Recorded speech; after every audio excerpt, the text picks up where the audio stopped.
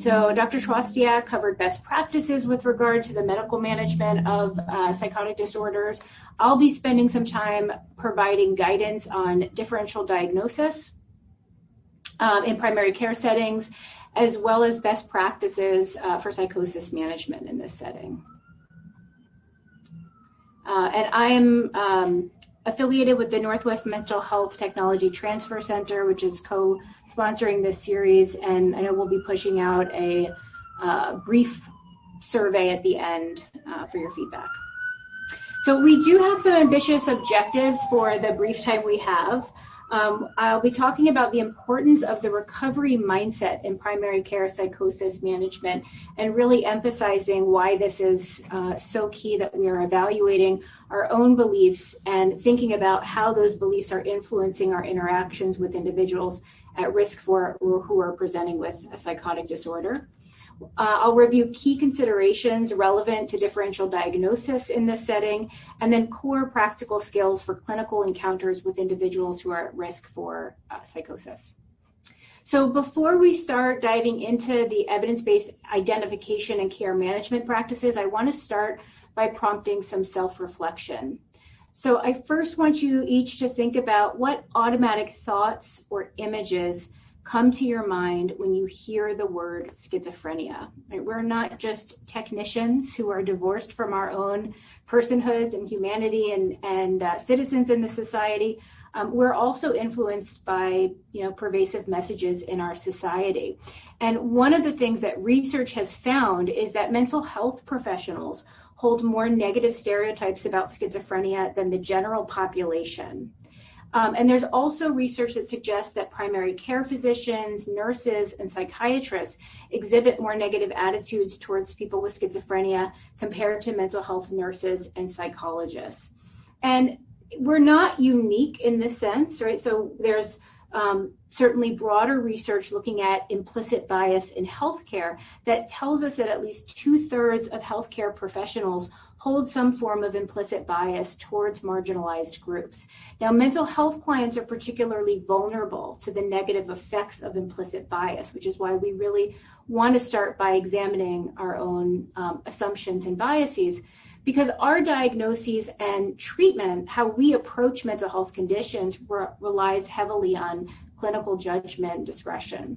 So our unconscious attitudes about people experiencing homelessness, veterans, people of color, as well as certain symptoms like psychotic-like behavior, can have negative consequences on long-term health outcomes for our clients.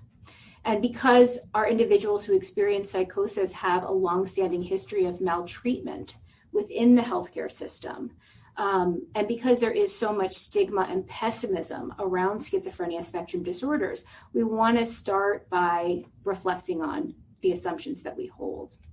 And that's a lot of what we'll be doing today, not in an experiential way, but just in terms of looking at some of the data.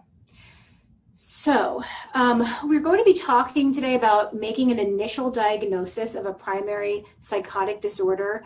And this is such an important topic because there is such a likelihood that an individual will receive their diagnosis first in a primary care setting. So we want to be thinking about how we're approaching psychoeducation with the individual and with the family members. And so think about how in the opportunities that you've had in your training or in your career to make this diagnosis or provide it to an individual or family for the first time, how have you approached those conversations? And we I think, first of all, need to remember that even though this is something that we know that healthcare providers should be doing, that our national schizophrenia treatment guidelines actually say that psychoeducation for the individual and the family should be part of the standard of care. In 2016, there was a coalition of federal governments that studied how family members are involved or not involved in their loved one's care. And they found that only 1.9% of family members were getting any psychoeducation at all when their loved one was diagnosed with a psychotic disorder. So we know that it's rarely happening in clinical practice. And then we have kind of some information about what kinds of messages are being conveyed. And I want to share an anecdote with you. When I was learning about Ellen Sachs for the first time, Ellen Sachs is the Associate Dean of the Law School at the University of Southern California. She was diagnosed with schizophrenia around 1977 while she was a Marshall Scholar at Oxford University. And during one of her first or second psychotic breaks, she was in the hospital. She was admitted. She was, severely agitated, and she was in restraints. And the psychiatrist came to her and she said, "You have to let me out of the restraints. I'm going to miss my final exams." And he said, "You're not going to make your final exams. You have schizophrenia. You'll be lucky if you get work at McDonald's. You should drop out." And I remember reading that. It was in her book, The Center Cannot Hold, My Journey Through Madness. And I thought, God, am I glad that, we're 40 years out from, messages like that. And then I was training the first episode coordinated specialty care teams that we have here in Washington State in 2017. So exactly 40 years later. And there was a peer specialist who was being trained, and she shared a story that was almost identical to Ellen Sachs's. She was told she's not going to work again because she's got this diagnosis and she should initiate her disability paperwork. So it is clearly a testament to the resilience of, Jenny and Dr. Sachs, that they've achieved so much when expectations were low. But what we know from literature, even outside of the mental health field, looking more broadly at the healthcare literature, is that our attitudes matter. So looking specifically at our population, individuals with psychosis, provider beliefs about psychosis can actually affect clinical outcomes and functional outcomes. And then in addition to that, client beliefs about the causes, the persistence, and the controllability of psychosis also predict clinical response. And if you're interested in a fabulous TED Talk on how this plays out in the broader medical field, there's a physician by the name of Alicia Crum who talks about harnessing the power of the placebo effect, and how the placebo effect, the expectations that we as practitioners have when we administer an intervention can have profound effects on the client's response to the intervention. So in order for our clients to work toward recovery, we as providers need to give them hope, and we'll talk about kind of psychoeducation and how to approach those conversations. But let's start with the facts, right? Historically, we know healthcare professionals have regarded schizophrenia as a severe, intractable, and deteriorating lifelong illness. And this pessimistic and really deterministic view has not received empirical support from long-term follow-up studies. We have a lot of variation in long-term outcomes, but what we see, to summarize, is that psychosis arcs toward recovery. So some of the literature shows that about 25% of individuals who experience an initial psychotic episode will not experience a psychotic relapse. 25% will experience subsequent episodes, but they'll be able to maintain their tenure in the community. 25% will require intensive treatment and support with intermittent hospitalizations. And then that last quarter will experience a more chronic, disabling, or even deadly course. So 10% will die by suicide, and 15% will require long-term residential care. So that's a lot of numbers that I just threw at you. When we look at some of the international literature, looking cross-culturally at the recovery trajectory from psychotic illness, what we see is that 60 to 80% show recovery or significantly improved in these studies. So even though we know about 3/4 will experience recurrent relapse and some continued disability, again, psychosis arcs toward recovery. So what are the predictors of recovery? What do we know? Well, one of the more robust studies, this was done in the US, it shows that we can look at the duration of the psychotic symptoms at entry, and that's a construct known as duration of untreated psychosis, or DUP, and that there's been pretty reliable evidence now from multiple studies in different countries showing that the DUP does seem to impact diagnosis. And so we'll talk about how the primary care providers are going to play such a critical role in shortening that DUP. We start to see cognitive decline even before psychotic symptoms overtly manifest. And the extent of that global cognitive impairment appears to be a reliable predictor of prognosis. And then diagnosis matters too. So individuals who are diagnosed with schizoaffective disorder as opposed to schizophrenia tend to have better prognoses. And that is related to our social determinants of health. We know that an individual's race affects the diagnosis that they receive, with individuals who are Black, particularly Black male, being more likely to receive a diagnosis of schizophrenia versus either schizoaffective or mood disorder with psychotic features. All right, so summary of recovery key findings.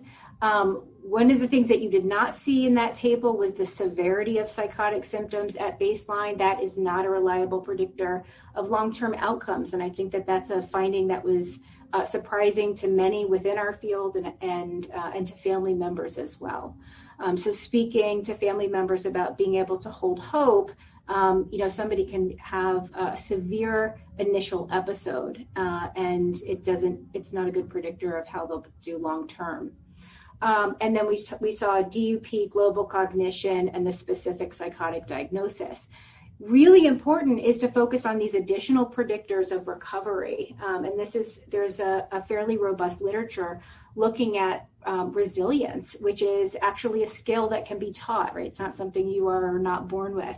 So we can help to foster resilience among our clients. Support systems is one of the more robust predictors, the extent to which family can remain involved and supportive of their individual's recovery. So we'll talk about how to engage family members in a therapeutic way.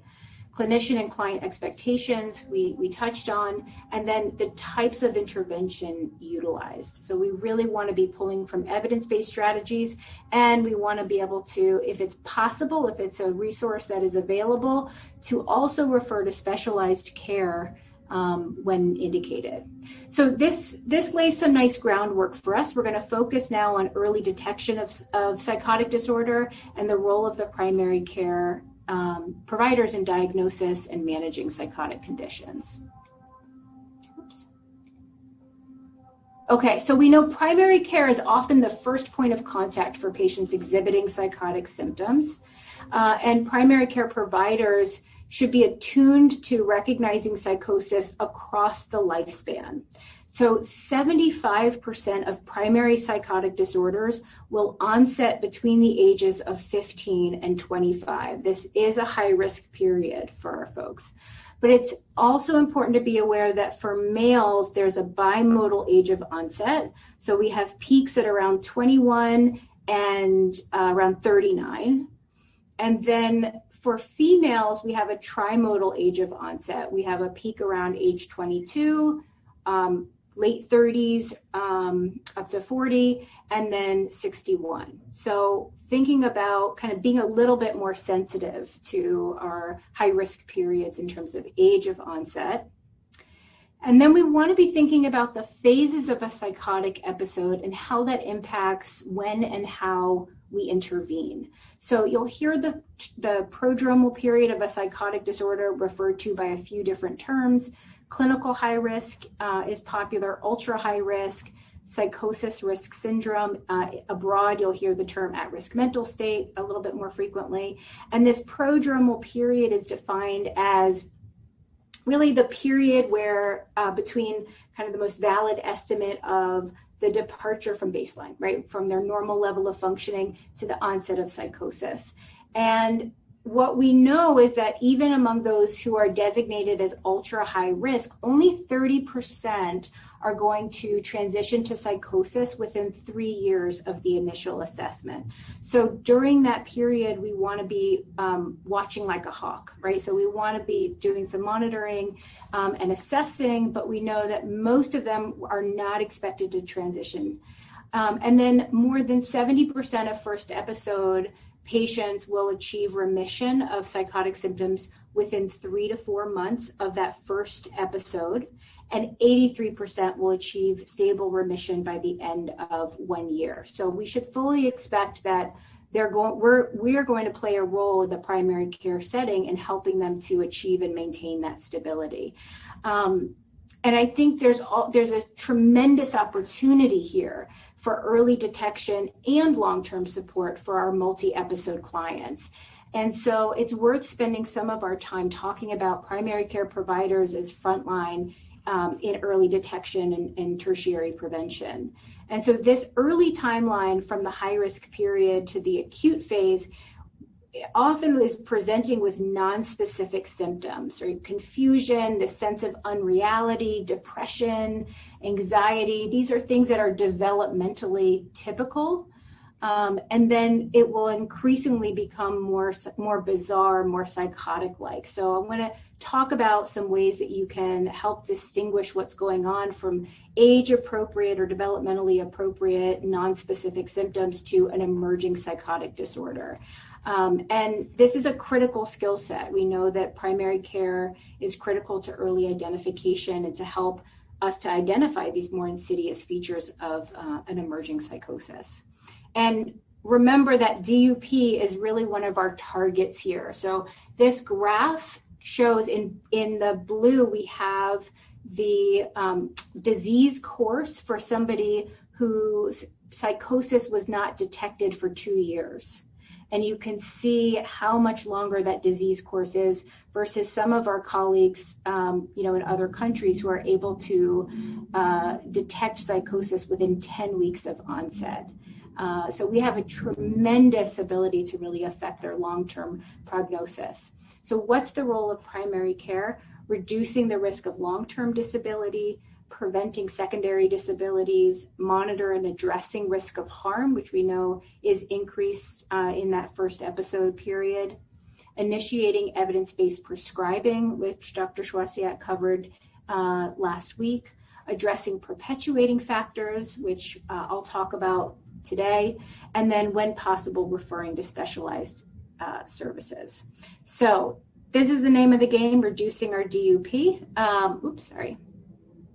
And let's talk about this differential diagnosis and how in primary care settings we can start to tease apart what's happening, the psychotic presentation from other possible non-psychiatric etiologies. So first, at the top of our list is going to be substance use, especially for our young, teenage, early 20s population, but really throughout the lifespan. We're going to assess it with a clinical interview without caregivers present to facilitate disclosure, as well as a tox screen.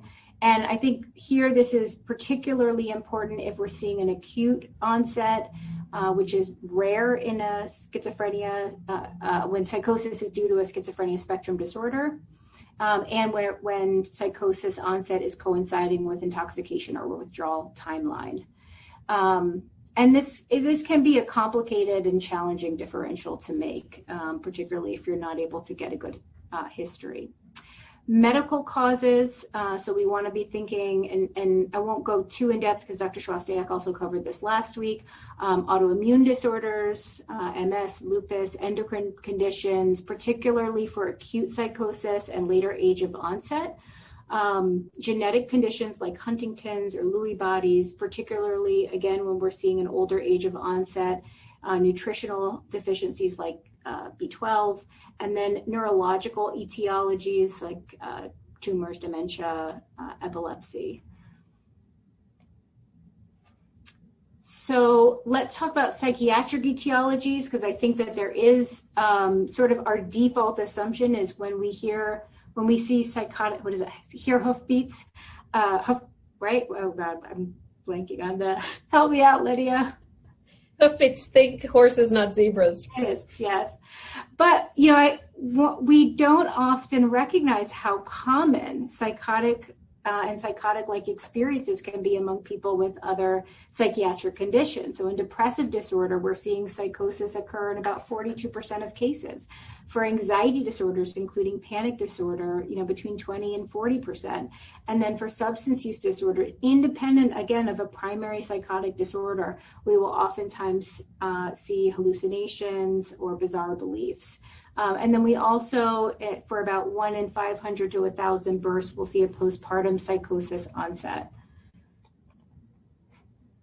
There was a study published in JAMA just a couple of years ago, and it was a tremendous effort in the UK looking at almost 100,000 patients across 530 primary care practices in the UK. And this was a matched case control study. So they had about 12,000 individuals who were diagnosed with the schizophrenia spectrum disorder, and then they had 7 controls for each of those cases. And they're looking at what are the indicators or predictors of a transition to a psychotic disorder when somebody is presenting with psychotic symptoms. And their key findings were that individuals who progressed to a psychotic diagnosis had consulted their PCP an average of 14 times more often than controls prior to index diagnosis. So these were very high contact individuals. And the presence of any mental illness increased the risk of a serious mental illness. And when they looked at which symptoms specifically were associated with an eventual psychotic disorder, what they found was that individuals who transitioned to a psychotic episode were almost 21 times more likely to present with bizarre behavior than those who were diagnosed with as clinical high risk, or identified, I should say, as clinical high risk who did not transition. They were 19 times more likely to present with suicidal ideation or behavior, and 16 times more likely to present with cannabis-associated problems.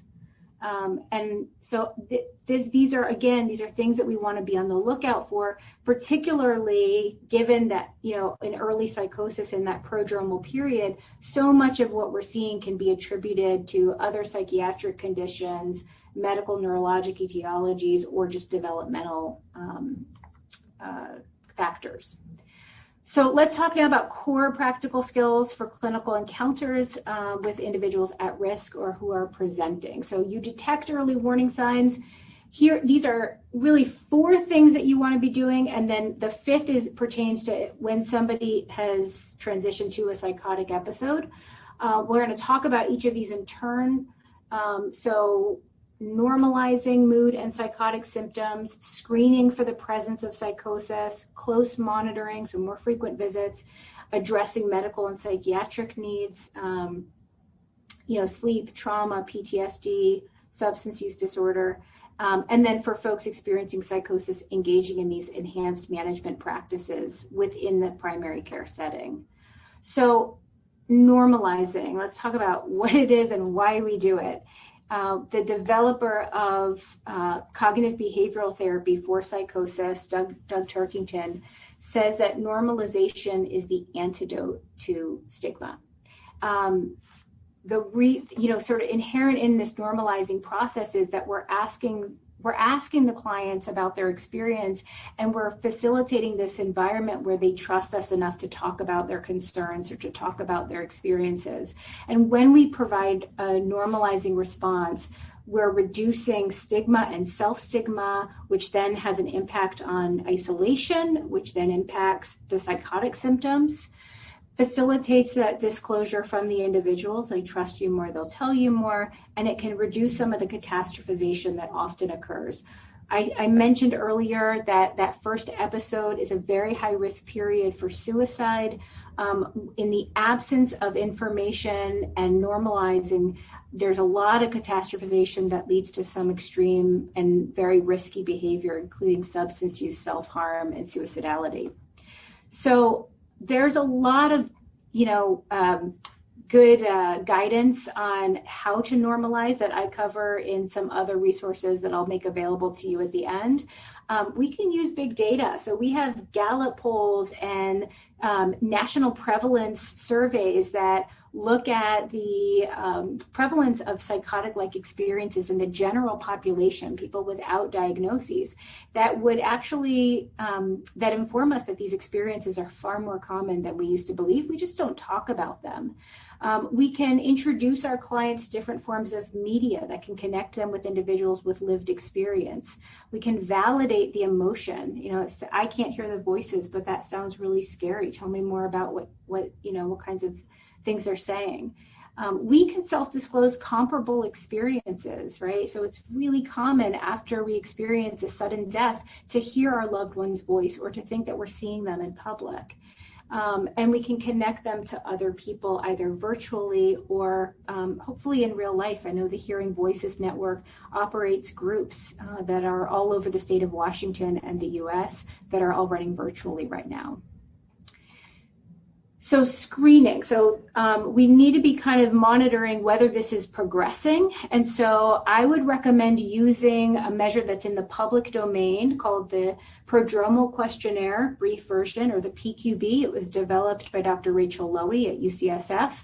And this is a screening measure. So it's not intended to diagnose a psychosis prodrome, but if the individual is screening positive, then you're going to want to step up your monitoring. And again, if possible, you might make a referral, but otherwise you're going to be monitoring and addressing this in-house. And so I listed here, this is self-administered, intended to be self-administered. Items are scored either yes or no, and then if yes, the individual can identify the degree to which that experience is causing them distress and impairment. And so you can see from the sample questions that I have here, most of these are really picking up on positive symptoms, right? Are we seeing perceptual disturbances, magical thinking, delusions? And so there's some guidance in this measure which we'll make available to you about cutoff score and some discretion that you have about cutoff score based on your setting and your kind of comfort level. Monitoring. So I would say routine use of the PQB. We want to also be monitoring how much are symptoms starting to affect their academics or their vocational functioning or their role functioning. So even just a quick, global assessment of functioning, which takes no time in the clinical interview and about 2 minutes after the clinical interview to score. And it's going to give you a metric to be able to track how the person is doing from visit to visit. And then meeting with collaterals and asking them, what are you observing? What are your concerns? How are they doing at school? What's happening? Who are they having contact with? So addressing common precipitating and perpetuating factors, the things that we know make the person more vulnerable to a psychotic episode and the things that we know keep the psychosis going. Sleep disturbance, whether that's through a pharmacologic intervention or a cognitive behavioral intervention, is a critical intervention. We know that sleep is indicated and is known to exacerbate all psychiatric conditions really, and particularly psychosis.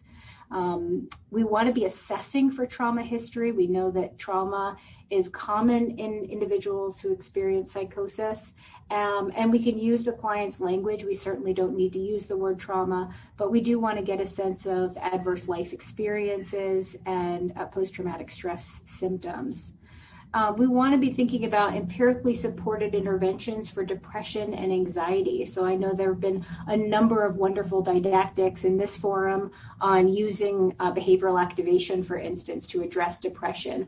That is indicated for this population and can actually prevent social disability down the road. We want to be taking a harm reduction and motivational interviewing approach to substance use disorder. So this is critical, particularly for cannabis use, and I would say particularly in our state where we know that our THC potency is 2 to 3 times the national average. We know that individuals who are using cannabis, especially before the age of 15, have a 15 times greater chance of experiencing a psychotic episode. So oftentimes in my psychoeducation around cannabis, I'll talk about that some people have an allergy to cannabis where it can cause them to experience the kind of things that you are now. And then I think smoking, we don't talk enough about, but Dr. Schwastiak mentioned this in her presentation last week. Nicotine use is strongly associated with poor clinical and functional outcomes among people with a schizophrenia spectrum disorder. That's something that we can't address in primary care pharmacologically or behaviorally. And then communication styles in the home. So I'm just going to get back to this on this slide because it really deserves its own bit of attention here. In terms of our enhanced management practices, we know that for people who are prescribed antipsychotics, the relapse rates of those who discontinue their medication are up to 5 times higher than rates for those who continue their treatment. And so I won't linger on this topic because we spent all week or the whole time last week talking about it, but this is an important target for ongoing management in primary care. And then we can weave in opportunities for guided and self-directed cognitive behavioral techniques. So I'll share with you some resources that you and your team can access to learn these strategies. I've developed many of these myself, and they're free to access and available virtually. And then finally, we know that there's a construct called expressed emotion.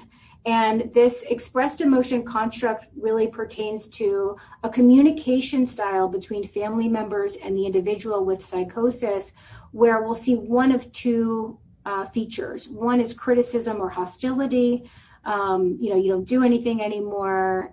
You didn't even pick up the dry cleaning when I asked you to. And then the second is anxiety. I'm really worried about what this could mean for your future. You didn't go to that interview that you had lined up. And both of these communication styles come from good places, but are correlated with relapse risk, right? It's actually quite a reliable predictor of relapse and rehospitalization. We also know that our clients with schizophrenia spectrum disorders are at very high risk for familial estrangement and oftentimes depend on family for emotional and financial support. So we really need to be thoughtful about ensuring that they're getting not just psychoeducation, but also training about how to communicate more effectively with their loved one. So I think it's hard for us, as clinicians to do everything, right? We couldn't possibly, even if we wanted to. And so there's a program that I co-developed called Psychosis Reach, which stands for Recovery by Enabling Adult Carers at Home. And this is an extramural training. So it is taking the psychosis psychoeducation out of the clinic and making sure that it's accessible to all family members and provides them with psychoeducation, self-care strategies, and cognitive behavioral skills training. And we've been up and running now with this program for 2 years, and we've seen reliably reductions in expressed emotion. We're seeing more pro-social and hopeful attitudes towards psychosis and reduced mental health symptoms on the part of the caregiver. So if you want to refer folks, you can go to www.psychosisreach.org. That sounded very much like a commercial, but it really has been profoundly impactful for the family members who have done this training. So bit of a tease, right? So we're not going to be diving into specific cognitive behavioral strategies, but I want to show you where you and your patients can access resources. So I mentioned self-guided CBT strategies. These are some books. There's an Overcoming series, and they have topics on paranoid and suspicious thoughts, voices, low self-esteem. These are phenomenal resources for individuals, and many of them are available as audiobooks as well. We also have an app guide on our website, which I'll link you to. And these are, these are products that are commercially available now.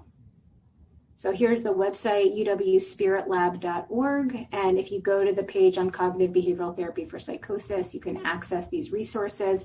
If you want to start learning more strategies for this population, there's a 3-hour, I call it a primer, really foundational concepts that you can access.